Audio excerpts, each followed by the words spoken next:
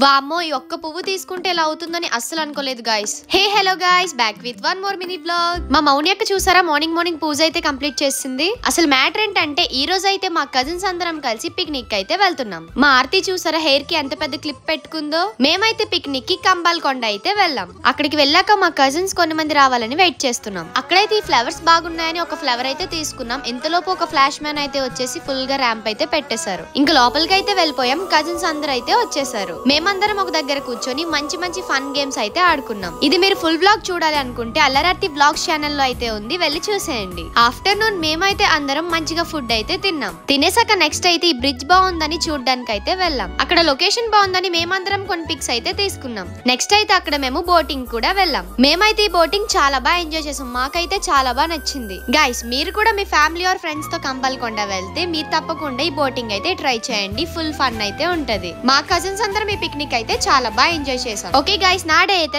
Beautiful గా end అయిపోయింది. Thanks for watching. Next mini vlog తో కలుసుకుందాం. By by. Subscribe to wow Pavani vlogs.